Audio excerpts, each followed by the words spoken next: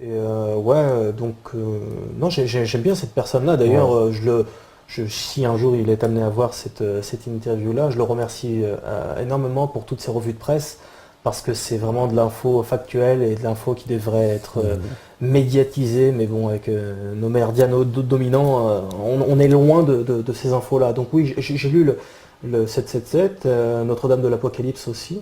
Euh, oui, oui, c'est pas un théologien évidemment, mais il, Enquête sur l'existence des anges gardiens aussi était très intéressant, assez étonnant.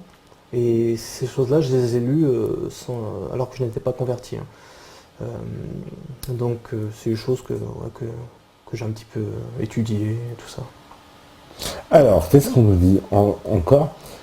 C'est Ozzy. Sinon, hormis parler de religion et parler un peu de la manif jour de colère. Voilà. Alors, un, qui organise la manif? Deux, qui l'a financé pour que autant de monde en parle? Et trois, comment se fait-il que Dieudonné ait été incrusté dans cette histoire, puis interdit d'y participer? Tiens, avant, je ne savais pas qu'il était interdit d'y Si, si, participer. en fait, c'est Diodo qui en a fait la Bah promotion. oui, à la base, ouais, ouais. Ouais. Et en fait, Ouais. après, bah, c'est de simples citoyens. Il y a un avocat dedans, il y a un journaliste indépendant. Mais il a été En fait, interdit par qui d'y participer? C'est quoi cette histoire? je sais pas, mais en fait, juste pour répondre aux premières Ouais. questions, tu vas sur le site jourdecolère.com et tu auras toutes les infos et tous les gens qui organisent cette manifestation-là. Voilà, donc Ça m'a après, fait un oui. peu peur quand même, non, cette manif, tu crois, non, Olivier? Bah ouais, ouais, mais en même temps, comme je le disais tout à l'heure, le travail de l'adversaire, c'est de semer la confusion et de faire croire que. Il y a beaucoup de confusion, voilà, dans cette affaire. Ouais, Bah, je te l'ai dit, ouais. hein, entre Diodo, par exemple, j'ai lu sur un site euh, de merde que Dieudonné était juif, tu vois. Et alors, vraiment, moi qu'il soit juif ou pas, je m'en fous, hein. Ouais, Limite, ouais. s'il On m'a croit. dit qu'il serait même de la famille Herzl. On démarre. Ouais, donc tout ça pour dire que dans cet article-là, tout était bien détaillé, avec ses ancêtres, avec des sources à l'appui. Ils avaient fait vraiment un travail vraiment étonnant, hein. Et voilà, ils affirmaient donc que Dieudonné était juif. Déjà, on s'en fout. Bah tant mieux, comme ça il peut pas être antisémite. Ah, voilà. Alors, comme ça c'est terminé. Et donc voilà, c'est en fait le travail de l'adversaire, c'est justement de semer la confusion semer dans la l'esprit confusion, ouais. pour mieux nous diviser. Et c'est là qu'il faut être intelligent et nous rassembler ensemble. Forcément, puisque c'est rassemblé, donc c'est ensemble. Alors il y a justement Abam qui dit tu te trompes, on peut parfaitement s'entendre chrétien et musulman. Oui, mais lui, il me parle. Moi, je parle d'un point de vue religieux, je parle pas d'un point de vue humain. Justement, tu l'as précisé, tu as dit on peut parfaitement Ouais, je s'entendre le d'un point de précise vue souvent, humain mais encore, si on met un peu nos religions de côté. il y a beaucoup de gens justement, qui veulent entendre que ce qu'ils veulent entendre.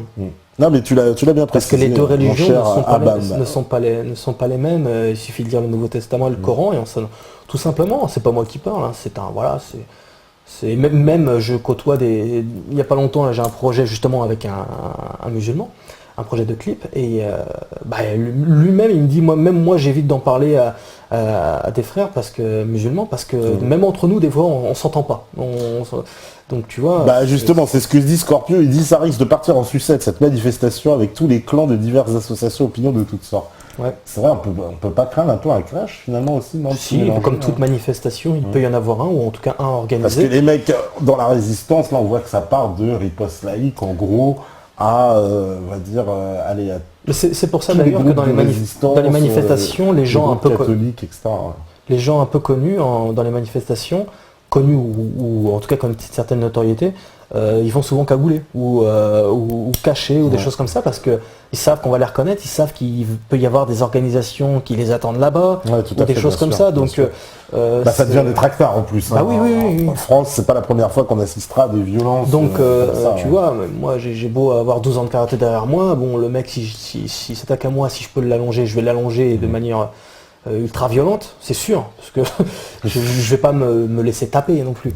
Mais bon, tu sais, un coup dans le dos, ou truc comme ça, c'est vite fait aussi, voilà, tu vois. ça Donc, peut être un truc traître. Ouais. donc oui, c'est toujours pas. Mais là, en l'occurrence, moi, j'y vais. En ce qui me concerne, j'y vais pas du tout avec l'état d'esprit de foutre la merde, de casser quoi que ce soit, de taper de qui que ce soit. Je suis pas du tout comme ça, hein. Ouais, puis il faut surtout pas que ça parte comme ça, parce que ça va être le meilleur moyen de décrédibiliser la résistance. S'ils nous font un coup parce que aussi la police, on le sait très bien, hein, ils vous foutent 2 mecs cagoulés, hop, ça tape dans des vitrines, ça fait croire qu'il y a des casseurs, parce que ça, c'est les spécialistes de ça, la police, hein. On les a vu faire ça plein de fois, hein, de faire passer des manifestations pacifiques pour des gens très violents, alors qu'on s'aperçoit qu'en fait, ceux qui ont initié la violence étaient des policiers eux-mêmes déguisés en casseurs. Donc ça, c'est plutôt ça la crainte, hein, de voir des gens comme ça. Mais effectivement, faut absolument pas qu'il y ait de débordement, quoi, parce que là, c'est la fin. Ça va fracturer encore un peu plus le mouvement. Là, comme tu dis, de semer la discorde, hein, un fameux stratagème des chaînes, ça, de semer la discorde chez les mini. Alors, il y a Nasrallah Pendragon, hein, puisque bon, je sais, il est très Morgan, excuse-moi, Morgan est influencé par l'abbé. Non, oui, ça c'est Abam qui dit ça. Je suis pas du tout influencé. Concernant son intolérance à l'islam, cependant les deux ont cohabité plusieurs siècles. J'ai pas senti d'intolérance à l'islam. Non, déjà, l'islam, je la tolère. Je ne l'accepte pas, mais je la tolère. Il y a une grande différence entre accepter et tolérer. Je la tolère, voilà. Bon, je tolère que quelqu'un croit en autre chose d'une autre manière que moi. Voilà, je ne l'accepte pas, mais voilà, donc c'est très clair. Et l'abbé Pagès, il faut savoir que c'est pas un ami, hein, je le côtoie pas tous les jours, on se parle pas au téléphone, rien du tout. C'était une interview et terminé. Le Coran, je l'ai découvert bien avant de rencontrer l'abbé Pagès, et c'est tout, quoi. T'inquiète pas, je suis pas suffisamment assez naïf et influencé par d'autres. Je sais encore penser par moi-même. Merci. Alors, on nous dit aussi, il ne faut pas perdre de vue que les musulmans, chrétiens et juifs participent du même paradigme. En Asie, ils sont beaucoup plus nombreux à en avoir un radicalement différent. C'est Jacques Ojac qui nous dit ça pour nous dire effectivement que les plus nombreux ne sont pas ceux qui sont peut-être dans le paradigme monothéiste, avec les Asiatiques qui sont dans autre chose. En particulier les Chinois et les Indiens. C'est pas tout à fait faux. Alors, qu'est-ce qu'il nous dit encore ? Alors, d'après FA, sur la manif, on y trouve en particulier des organisations relevant de la mouvance identitaire d'extrême droite très proche du Front National, Réseau Identité, Comité de l'Épante, Non à la substitution de population, etc. Des mouvements de contribuables très proches de l'UMP ou du Front National, Rassemblement des contribuables français, la révolte fiscale, c'est maintenant, etc. Voilà, c'était ça les fameux mouvements bizarres, les mouvements Comité de l'Épante, c'est les mouvements ultra-identitaires, tu sais, ceux qui prônent carrément, on va dire, allez, ils prônent une espèce de France blanche et chrétienne. Hein, je sais pas, t'en penses quoi, toi, de ces mouvements-là? Parce que je crois que c'est ces mouvements-là qui sont un peu pointés. L'UMP? Alors, pas l'UMP, il y a le Comité de l'Épante et le mouvement qui s'appelle Non à la substitution de population. Je connais mal ces organismes. Moi aussi, je connais un peu mal, mais je vois qu'il y a une mouvance identitaire quand même qui est en train de naître en France. Quand on s'aperçoit que non seulement notre perte d'identité, qu'on soit français de souche ou français d'origine émigrée, qu'on est en train de perdre notre identité avec ce qu'on appelle donc la mondialisation, hein, l'opposé du patriotisme et tout ça, c'est la mondialisation. Hein, non, moi je voudrais j'ai pas envie d'un tout globalisé comme ça et qu'on perde ce qui fait la beauté de notre monde, c'est-à-dire nos différences. C'est très important de conserver nos différences. Et voilà, moi quand je vais en Chine, je veux voir les Chinois. Là, quand je vais, il y a quelques années, j'étais en Algérie voir un pote, je suis content, j'ai vu les Algériens, j'ai pas vu les Français, tu vois ce que je veux dire. Ouais, voilà. Et voilà, donc pour moi c'est important de garder quand même. Alors il y a une officine aussi, voilà, qui manifeste, qui milite pour le démantèlement de la sécurité sociale. Ça s'appelle Mouvement pour la liberté de la protection sociale. Des collectifs anti-mariage pour touche proches de l'UMP du Front National, le collectif Famille Mariage, collectif pour l'enfant, etc. Sauf erreur, on ne trouve pas parmi cet assemblage hétéroclite de groupuscules divers et variés, d'organisations qui s'intéressent spécifiquement à la dénonciation de la prétendue construction européenne. Bien au contraire, plusieurs de ces organisations sont ultra-européistes. C'est vrai qu'on s'étonne toujours qu'il y ait très peu d'organisations qui dénoncent la construction européenne. Parce que l'Union européenne est un pas de plus vers la globalisation. Ouais. Donc c'est juste un pas de plus, c'est tout. Oui, c'est un peu ça, quoi. De toute façon, c'est pas le peuple qui décide. Les Français avaient voté non à l'Union européenne. Pourtant, ça passe quand même. On dit qu'il n'y a aucun groupe de gauche. Voilà, c'est l'Inpox qui nous donne la suite. Gauche, droite, c'est pareil. Ça veut plus dire grand-chose à l'époque. Ouais. Une vraie gauche, pour en avoir une vraie gauche, non, ça n'existe plus tout ça. Tout ça, c'est juste pour divertir l'opinion publique. Ouais, c'est pour divertir un peu Mais ça marche, ça marche. la galerie, hein. Encore une fois, je connais plein de gens intelligents qui y croient vraiment. Hein. Et t'as beau leur montrer les preuves et tout ça, que l'UMP et le PS c'est la même chose au fond, que quoi que tu votes ça reviendra au même, que c'est juste que le plan continue. T'as beau, moi vraiment, il y a quelqu'un de proche de mon entourage où je lui ai fait des MP3 de Pierre Jovanovic notamment, de revues de presse pour expliquer exactement ce qui se passait réellement, bien au-delà des médias. Hein. Et la personne en question, je lui ai fait plein de trucs comme ça, hein, Marion Sigaud, Pierre Giorgio, plein de gens très intéressants, pas des débiles, hein, des sociologues, etc. Et je lui ai parlé de mes expériences personnelles aussi. T'as beau expliquer à personne, c'est la télé. Elle va retourner voir The Voice. Et elle va retourner regarder Enquête exclusive ou toujours des trucs comme ça, des trucs qu'on fait pour divertir. Et c'est incroyable là, cette puissance médiatico. Hein.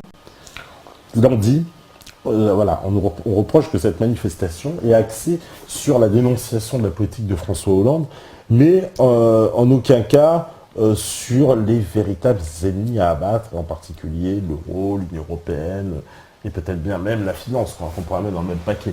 Bon, ça s'attaque vraiment contre François Hollande, qui finalement n'est que espèce de marionnette, on a envie de dire, de ce système, une espèce de marionnette visible. Il y a des gens qui... Enfin ouais, il y a des gens. Il y en a qui pensent, beaucoup de gens pensent que c'est juste un homme comme ça, François Hollande, qui contrôle le pays. Il y a forcément des gens derrière lui qu'on ne connaît pas, etc. C'est toujours pareil, c'est la couverture. Voilà, on se fie toujours à l'apparence. Et voilà, et c'est un mec qui se présente là, et puis c'est tout. Les gens ne se posent pas plus de questions que ça. Et il pourrait y avoir, encore une fois, hein, j'en suis, je crois, un symbole, c'est qu'il pourrait y avoir un vrai avancement d'un point de vue vraiment général, massif, et c'est de ça dont on a besoin, c'est que il faudra que les gens arrêtent de se fier à l'apparence. Tu vois, aux apparences qu'on te donne, les beaux discours, les belles machins, les belles choses, tu vois. Tout ce qui est séducteur, faut en sortir. Alors justement, une question, tu vois, de Alfred qui dit: Morgane, tu n'as pas l'impression que ton look te sert de protection, de diversion, et que tu perds un temps infini à en répondre. À quoi ça sert vraiment un look? Non, j'ai pas l'impression. En fait, j'ai déjà répondu à tout ça bien avant. À quoi ça sert un look? Écoute, moi en tant qu'artiste, c'est un moyen de véhiculer. Donc c'est un certain état d'esprit anticonformiste. Donc ça veut bien dire que je te veux dire par là, c'est que je réfute un peu tout ce qui est tout le luxe, quoi. Quand c'est trop, c'est trop. Je suis pas contre l'argent, mais quand c'est trop, c'est trop. Moi j'ai vu ce que c'était le luxe, notamment au Festival de Cannes. Quand tu fréquentes des millionnaires, des milliardaires, ils parlent pas comme moi. Hein. Et ils parlent pas du tout comme moi. Donc ça c'est du conformisme. Et c'est vers ça que beaucoup de gens voudraient aller. Ils déifient l'argent, ils déifient les médias, en se disant que ils passent à la télé donc c'est gage de valeur. Moi je suis passé dans une émission de merde où j'ai fait croire que j'étais célibataire. En fait je l'étais pas. Tu vois, à ce moment-là, je l'étais pas, tu vois. J'ai dit que j'étais célibataire et puis je me suis organisé avec une fille qui était actrice. Et en fait j'ai fait tout ça parce que je me suis dit, de toute façon les gens regardent la télé et j'avais besoin de promotion pour la sortie de mon film à l'époque. Et donc... c'était quoi l'émission? Ça s'appelle Séduis-moi si tu peux.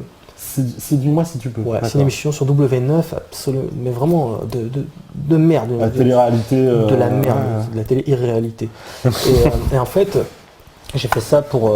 tu vois, parce que je savais que ça générait beaucoup de trafic pour que les gens voient mon film. Donc j'ai fait ça pour ça. Donc voilà, c'est mon image.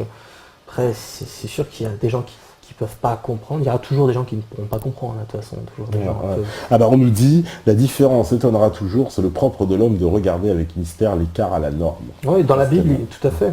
Tout à fait, dans la Bible, il est dit, je crois que c'est en Deutéronome, que Dieu ne regarde pas à la chair, mais au cœur.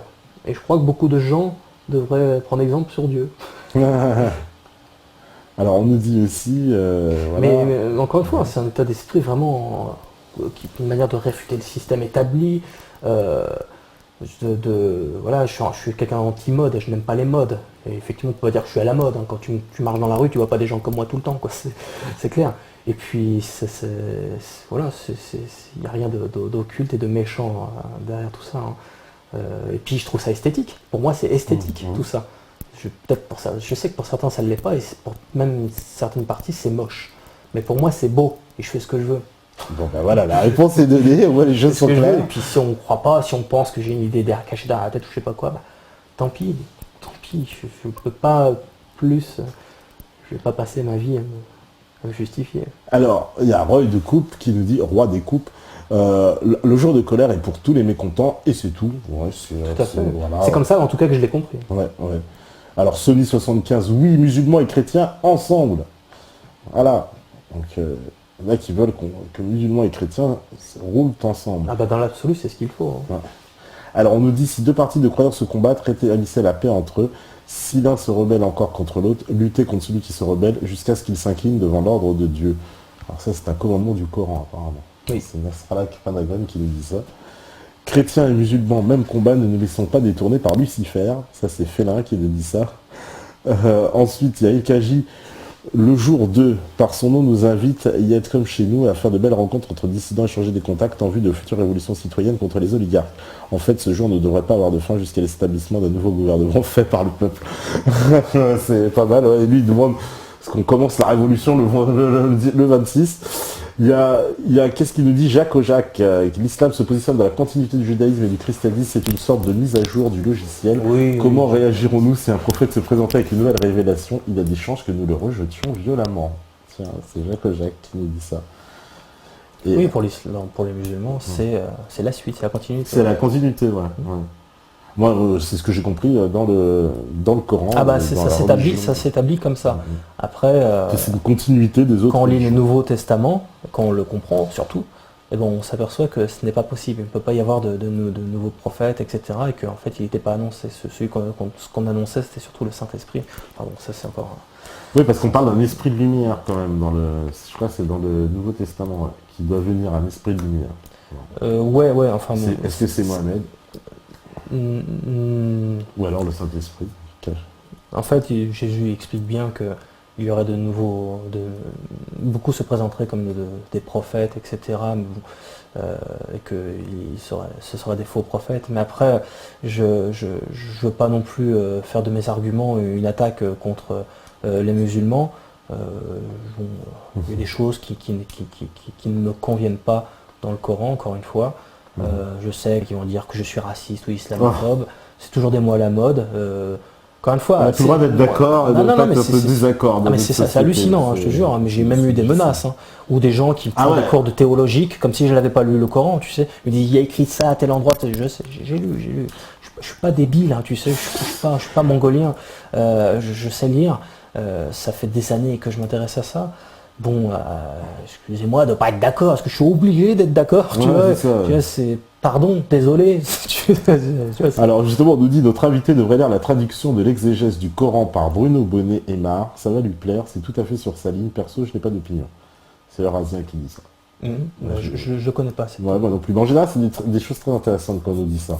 Alors au sujet du donné, il y a Nasrallah Pentagon qui précise, il n'est pas interdit, le communiqué de jour de colère est clair, c'est Christine Tazin qui a parlé au nom de Riposte Laïque. Des potes à Guy Pagès, d'ailleurs. Ah bon? Riposte laïque, oui, c'est des potes de Guy Pagès. Ah bon, je sais pas. Moi non plus. Moi, je suis pas dans tous ces trucs-là, tout ça. Moi, c'est des spécialistes. Si déjà ils nous disent ça, c'est vrai qu'ils sont... Je m'intéresse juste au jour... Je trouvais que c'était une bonne idée, jour de colère, manifestation. Bon, après, qui, quoi, comment, il y a des gens qui disent que...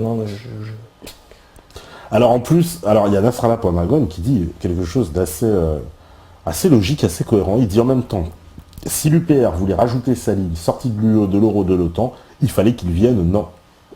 C'est assez logique ce qu'il dit. Effectivement, il aurait fallu participer pour pouvoir rajouter ces revendications-là, peut-être à l'ordre du jour, et pas les refuser. C'est vrai, ça se défend totalement, mon cher Nasrallah, c'est totalement logique, je trouve, ce qu'il dit. Totalement. Après, on nous dit, Voltaire a interdit à Dieudo à la manif, le félin. Ah, je savais pas. Mais qui sont ces gens pour interdire Boulevard Voltaire, Christine Tazin? Ils sont pas en train de récupérer un peu l'affaire, ces gens-là, quand même, non? Un peu de leur manifestement.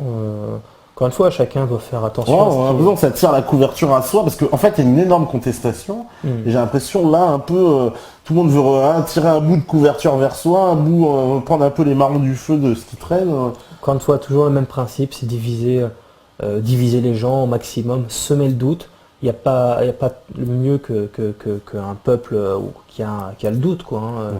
C'est d'ailleurs c'est le propre aussi de l'adversaire, d'un point de vue religieux. C'est de semer la confusion, confusion, le doute, quoi. Tu vois, il y a quelqu'un qui dit chrétien, musulman seulement. Bah oui. Voilà, et les bouddhistes, et les juifs, et les shintoïstes, et les athées, ils font quoi? C'est déjà bouddhiste, c'est pas une religion, c'est avant tout une philosophie et une spiritualité. Juif, c'est une religion. Shintoïste, c'est une religion, disons, polythéiste. C'est-à-dire que moi, j'étais en Chine. Bon, bah, les mecs, ils prient tout et n'importe quoi. Des rois, des machins.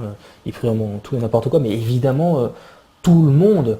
Enfin, c'est pas la peine de poser la question. Je crois que ça me paraît évident.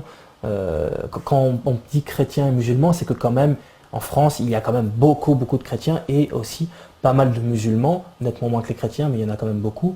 Et comme on essaie tout le temps de nous diviser humainement, ce serait vraiment dommage de se diviser comme ça, quoi. Donc, on a encore une fois toujours la même chose. Religieusement, c'est une chose, ok, on n'est pas d'accord, mais humainement, il y a intérêt à ça, je crois, à se mettre d'accord, quoi. Mais bon, j'ai peur que ça risque d'être difficile. Alors on nous dit, fort heureusement les quenelleurs sont ouverts d'esprit, ne jugent nullement sur quelques critères que ce soit. Et puis chrétiens, musulmans ou juifs, allez chacun son truc, dans le fond c'est le même respect d'autrui, ne fais pas aux autres ce que je veux pas qu'on te fasse, ça c'est El Kaji qui nous dit ça. Il y a deux limites qui parle à Zapan mais qui nous dit c'est ça le truc, mélanger une grande partie de la vérité avec du mensonge, il faut savoir retenir le bon du mauvais, mais le danger est grand si tu les crois à 100%. C'est ça. C'est propre aussi justement de l'adversaire, c'est de prendre une vérité et d'y intégrer un petit peu de mensonge dedans. Il faut vraiment être malin pour faire du mal, tu vois. Je parle du vrai mal, du mal qui a des vraies conséquences, pas du... Alors j'ai une question d'Ozzy, en plus Ozzy... C'est lui qui nous a un peu mis en contact, cher Ozzy, on le remercie. Il dit « J'ai du mal à croire que Morgan ne soit pas au courant de tout ça. Il me semble discret et vague dès qu'on parle de ça. Comment peut-il nier que le FN veut s'approprier cette manif alors qu'il fait partie de l'organisation? Pourquoi ne mettre aucun démenti sur le site pour bien préciser qu'ils sont indépendants de tout parti politique ?» Je ne fais pas partie de l'organisation. Ah ben voilà, les choses sont claires. C'est marrant d'établir comme ça une vérité. Ça m'étonne qu'il ne soit pas au courant. Excusez-moi de ne pas être au courant. C'est la vérité, que je ne peux pas dire mieux. C'est fou, ça. Ah bah là, parce qu'après Ozzy, il nous dit, c'est sûr, c'est pas contre l'Inde qu'il faut manifester, mais contre Bruxelles directement et dénoncer la soumission des États membres face aux banques via la dette. Entièrement d'accord, ça c'est clair. Je pense que l'axe, en tout cas, c'est un axe. Justement, ce serait complètement incroyable pour les gens, justement, parce qu'on comprenne que ce ne soit pas une manifestation anti-Hollande de plus, j'ai envie de dire, mais une manifestation contre Bruxelles, contre l'État, contre l'oligarchie bancaire. Ça, c'est nouveau. Ça, ce serait vraiment nouveau. Ce serait une vraie nouveauté. Mais là, ça demanderait vraiment une prise de conscience plus large de la masse, pour bien faire comprendre comment fonctionne l'économie, etc. Et là, on n'est pas sorti de la verge. Alors, il y a Nasrallah Pendragon qui dit « Pour ma part, j'y vais sous une banderole vivement le putsch et sur une ligne front de la foi, comme quoi on y va avec ce qu'on porte. En même temps, l'efficacité des matifs, il faut y aller pour le réseau, rencontrer des camarades. Nous n'avons pas tous le répertoire de Française Célito. Dans toutes les matifs, pas content, on en a gros. Il y a un germe de révolution colorée de toute façon. » Voilà. Oui. Il y a d'ailleurs aussi un truc sur lequel je voulais revenir, c'est que on parle beaucoup de chrétiens aussi pour la manifestation, c'est parce qu'il ne faut pas oublier quand même qu'on est en France et qu'à la base la France c'est un pays chrétien avant 1905. Elle l'est de moins en moins. Elle est belle, ça, la France. On nous explique qu'elle n'a plus de religion. C'est comme la théorie du genre, il n'y a plus de sexe, il n'y a plus de religion, il n'y a plus rien. Mais non, c'est pour ça aussi qu'on parle beaucoup des chrétiens, évidemment. C'est que la base, si on veut revenir à la France, la France devrait redevenir chrétienne, excusez-moi. Donc la laïcité doit sauter. Alors, Rogelio, là, il fait l'avocat du diable. Donc, jour de colère n'est-il pas une promotion pour Morgan Press pour ses projets? Il faut savoir que je prends des risques à dire ce que je dis. Et si je fais juste pour mon ego ou choses comme ça, je ne suis pas assez orgueilleux pour prendre ces risques-là. Il faut vraiment avoir conscience que moi, ce que je dis là, je me fais pas que des amis. Hein. Loin de là, très loin de là. Fred, toujours pareil. Hein, je peux pas prouver ce que je suis en train de dire là. Tu vois, si tu me crois ou tu me crois pas. Si tu as décidé que je faisais ça pour mon ego, c'est ça. Oui, il dit que oui, voilà, tu vas te faire la pub avec cette manif. Oh. Mais limite, s'il a envie de le croire, il peut le croire. Hein. Ça ne me dérange pas de toute façon. Je peux pas dire mieux. Alors on nous dit, alors ça c'est Camer qui doit être au Cameroun, hein, on salue nos amis camerounais. Les chrétiens et les musulmans peuvent très bien s'entendre sans pour autant éviter les sujets religieux. Je prends pour exemple le Cameroun où les Camerounais, chrétiens et musulmans, s'invitent à leurs fêtes respectives et discutent de tous sans tabou. Ils ne sont pas d'accord sur tout en effet, mais chacun respecte le choix de l'autre. Le respect est la base de toutes les relations amicales. Après, il y a Nasrallah Pandagone qui répond oui, mais le camerounisme se transmet par l'ami du père. C'est une petite blague dieudonesque, si j'ai envie de dire. On nous dit, alors aussi, Morgane le musulman, je ne cherche pas à te convertir. Voilà, Morgane le musulman que je suis ne cherche pas à te convertir à l'islam ni à contredire tes dogmes religieux. Je cesse à te dire que j'ai beaucoup d'amour en moi et je veux aimer mes frères chrétiens qui prient leur Seigneur, qui demandent pardon et se prosternent avec humilité, qui vivent en bonne morale et blâment le blâmable, usure, mensonge, hypocrisie, qui condamnent les injustices. Bref, exactement ce que l'islam m'a appris. Nous avons les mêmes devoirs, entraide, humilité, responsabilité, soutien mutuel, protéger nos enfants et ceux des autres. La morale laïque telle qu'on nous l'impose est en réalité une immoralité profonde. Après 35 ans passés en France, je dois me battre aux côtés de mes frères chrétiens pour sauver la France. C'est un mec qui me dit ça. C'est clair, la laïcité, l'athéisme, quoi, qui en débouche sur l'athéisme est dramatique. C'est vrai qu'il y a un grand lien musulman et chrétien, non, finalement. On a des points communs. Il y a beaucoup de points communs, parce que là, on nous dit comme même... je le disais tout à l'heure, il y a des points communs, il y a des points divergents. Il y a des points divergents, parce qu'il y a même Razin qui dit le plus gros point commun entre musulmans et chrétiens, c'est qu'ils attendent Jésus, et lorsqu'il sera... il mettra tout le monde d'accord, donc l'union c'est maintenant, et ceux qui ne seront pas unis risquent de se faire gronder.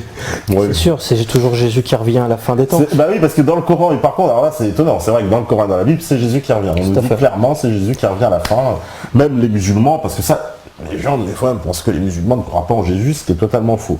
On a bien expliqué qu'il y a une différence, effectivement, mais ils reconnaissent ce qui est toujours la même chose, c'est que bon, Jésus revient, ça c'est un point commun, mais comme je le disais tout à l'heure, c'est un blasphème pour un chrétien d'entendre dire qu'il est uniquement le Messie, le prophète. C'est un blasphème pour un musulman de dire qu'il est une partie de Dieu, c'est la même chose. Mais bon, après il y a d'autres points de divergence dans l'histoire. On discute du sexe des gens, je vois un peu, quand on parle de tout ça, c'est des espèces de discussions un peu théologiques, mais...